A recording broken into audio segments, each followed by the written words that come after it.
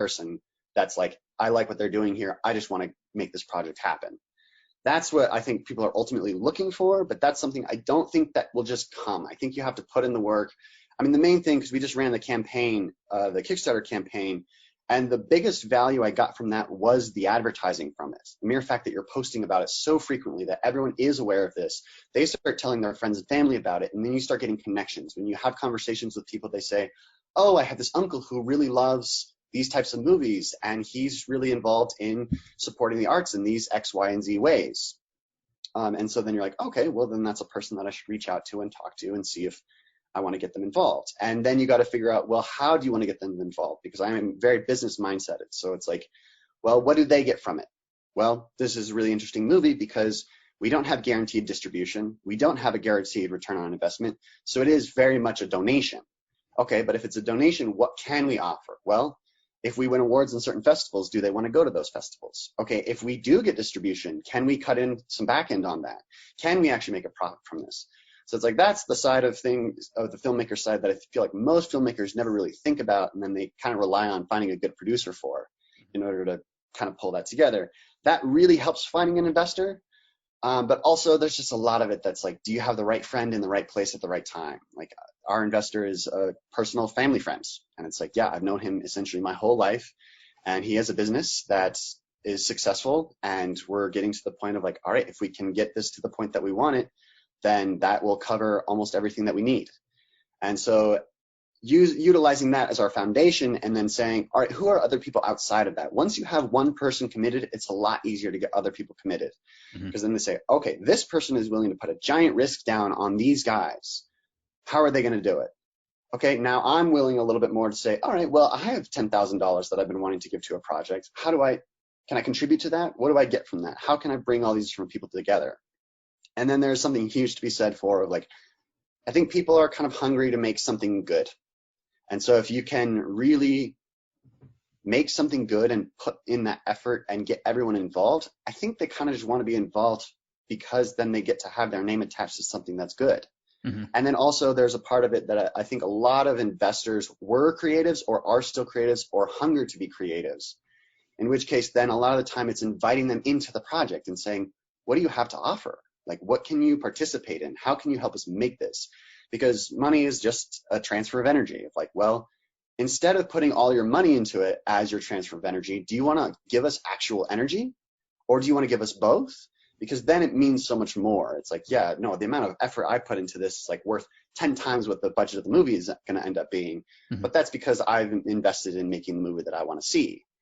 And so it's like, there's just a kind of, I think, an understanding of that money. And then I also think there's a little bit of a fear people have around money. I mean, understandably so, but of like, there's different tiers I found of money and how people think about money. And once you start getting to the higher tiers of large lump sums, they begin to think of it more as a lump sum, an idea, than they do $20 that are going to pay for your meal. Like $20 that pays for your meal is almost harder to get from somebody than $100,000 for grand idea. The people who have $100,000 to give want to believe and support in something, some philosophical idea, something beyond us, beyond just what we're doing on our day-to-day, beyond the material. And I think tapping into that really helps take it to kind of a grandiose place. And I love that about filmmaking too, where it's mythic. It feels mythic. Everyone involved is getting into the drama.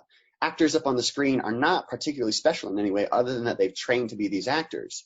But why then do we have this association with them being famous? What is that idea? Well, it's a mythos. It's essentially the same version, our modern day equivalent to what it was for the demigods back in ancient Greece, right? Or any of their myths. They're these icons, these people that we sort of aspire to look up toward, that we deify being beyond human. And so it's like, okay, that once you get into that realm, then money all of a sudden starts changing its attitude and how it works. This is what I've so far understood, but I'm also very early on in this phase, and so I don't know most of this. A lot of this I'm sort of just figuring out and developing and seeing, okay, well, maybe that's a thing, maybe that's something I can tap into, maybe it's not. And so then it's like trial and error, and you're like, all right, well, what works, what doesn't work, how do we get to where we need to go? Yeah. So with this film, have you already, I guess, built up an audience who would watch it, or are you figuring that out as you go along? It's both. So we have a decent foundation now. So most of the campaign Kickstarter stuff was kind of building that audience. And so it kind of taught me of like, all right, who is that audience? Where do we kind of tap into that? How do I create material for those people? How do we get them involved in the process? Because that's the big thing. It's like we're building relationships like anything else, as we're sort of developing and keep promising them an idea and then joining them in that idea as though that idea is a friend that we all want to be friends with. Mm-hmm. And so then we are sort of building that up along as we go. So yeah, it's like, yeah, right now our audience is very small. But it was 0 essentially 3 months ago. And so it's like, all right, well, here we go. Now we're getting momentum, and every single day there's new people coming to the movie, and I'm thinking of new ways to sort of continue to sort of build that audience so that way we have an audience. But also at the same time, there's something huge to be said of, I don't want to rely on an internet audience for this movie. I don't want to finish the movie, just release it online and expect 20,000 people to watch it. Like, that's not what I want from this. I want it displayed up on the big screen. Okay, Mm-hmm. how are we going to do that? How do we run these different events? How do we create some hype around this? Also, how do we get the next project? Like, how do we get this in front of the right people? To me, it's more important that this finds longevity and that the people who want to see it can, but more so that it gets in front of the right people that say, okay, you did something really special here. We want to do more of that, and here's how we're going to do it. And so some of it's a little bit of both. It's like, all right, let's build an audience, make sure we have that foundation, but also let's be smart about where we put the movie so that way we can make another movie. That's kind of a thing that's always in contention. Mm-hmm. So how are you figuring this part out right now? So how are you figuring out like potentially the best places to put your movie up or the people to get it in front of? Mostly through Facebook. So people really hate their Facebooks, but I realize it's because people don't really curate their Facebook. And so I realized there's a ton of groups on Facebook that you can join about really just every varying different subject that you might be interested in. And so then for me, I'm like, well, what are the different aspects of this movie that I really love and that I would want to see? And then where would I want to see those? And so it's like, well, fantasy art. I love good fantasy art. Some of the best artists I think are in fantasy art. And it's kind of a niche little community, but that's the sort of visual style that I want to represent in this movie. And so then I say, all right, well, what are images that I have in that vein or concept art that we have in that vein that I can share in these particular places and then lead them back to the page, see who's interested, see who likes this type of thing. And that's just aesthetically. And then also we're really inspired by Carl Jung's work for this movie and sort of embracing the dark sides of our nature in order to get mastery over them. And so then there are a couple of Jung groups that I follow where I'll post the sort of story videos that we talk about. Okay, here's the theme of the movie, and here's how we're going to explore that theme, and here's some ideas around that, and see how people respond. I mean, that's where I've got the best feedback is from those Jung groups, where they're excited. They're like, yeah, no movies are ever made about that sort of pull from Jung's ideas. This is something that we really want to see. And so then you get good feedback from there and say, okay, well, it didn't work as well over in the romance fantasy area, but it works really well in the fantasy art community, and then it works really well in the Jung community. Okay, those are ones that I know I can work with and amplify. All right, what are some other ones? Okay, and then you start thinking a little out of the box. You're like, well, obviously there's all just the filmmaking community here in Colorado. But then there's also like independent VFX or mythic dark horror and music composition. There's a bunch of these different areas where you're like, all right, well, what are the excellent aspects of our film? And then how do we find those specific places? Because that's a big thing with the movie. It's like, well, you want it to reach every audience, right? You want everyone to want to watch it and everyone to want to see it. But then you want your core people. Who are the people who will see it no matter what? Who are hungry to see it? Who are like, yes, that was my thing, and I want to share that with my friends, and I want to rewatch that a bunch of times. And so that's kind of what I'm identifying through. And mainly through Facebook is because Facebook is what I use. It's what I'm most familiar with, and it's kind of what I have most experience with. And then I'm very aesthetically based, so I love taking the time to say, what is this going to look like when it's showing up on your screen, when it shows up on your phone? How do I have the right amount of text and the right aspect ratio for this video or for this image so that it will perfectly appear in the way that I would want to see it if I was scrolling? And that's the only good thing that I can base any of this off of is what would I want to see and how would I want to see it? Everything else is sort of just speculation. Mm-hmm. And then you get feedback from that and you say, okay, well, let's adjust it here and here. Okay, now let's resubmit it and see how it does this time around. Mm-hmm. And so it's almost like audience testing in a certain way.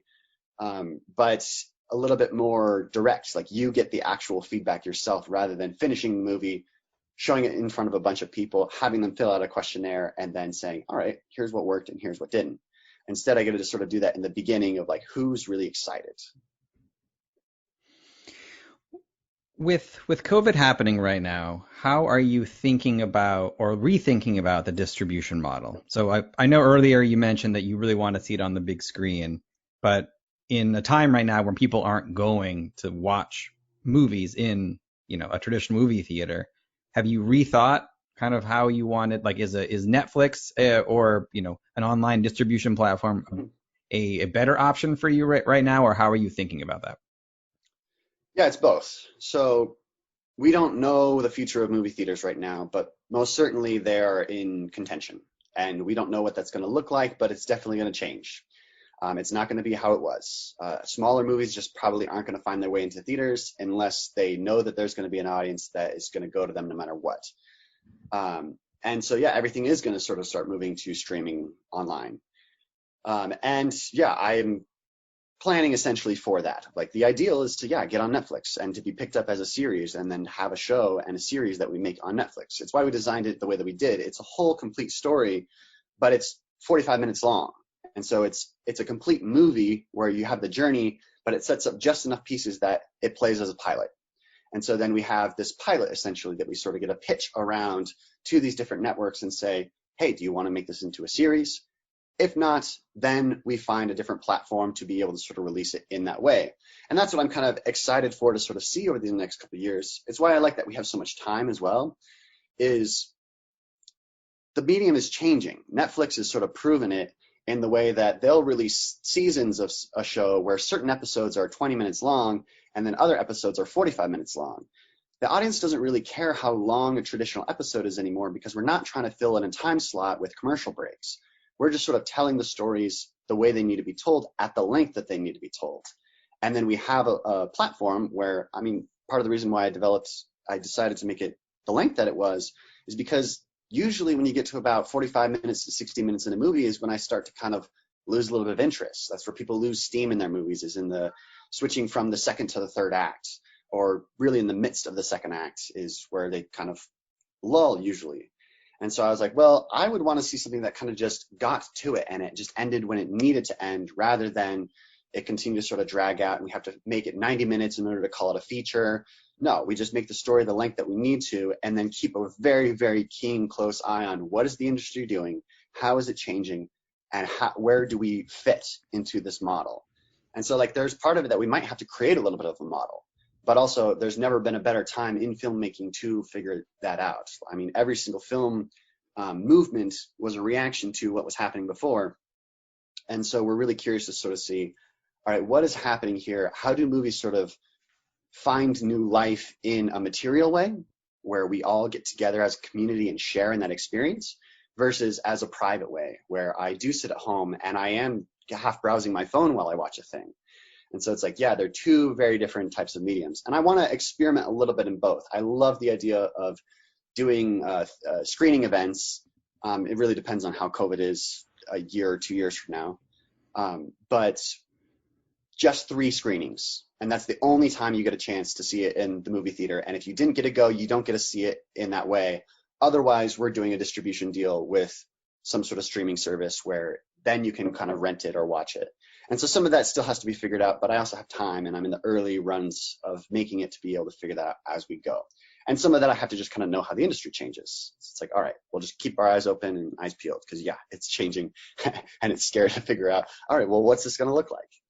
Mm-hmm. So talk to me about the idea of fear. A lot of what you're doing is, again, still, figuring out as you go along and pulling together resources and all different types of things all at the same time. So how do you approach fear and the unknown, and how do you push past it? Yeah. A big thing for me is I don't want to live a life with fear. And so there's a lot of times where it comes up and then I have to kind of process and figure out what I'm feeling. And so then I do that very slowly and internally. And so I try to say, all right, well, what am I afraid of? And it's about identifying, I think,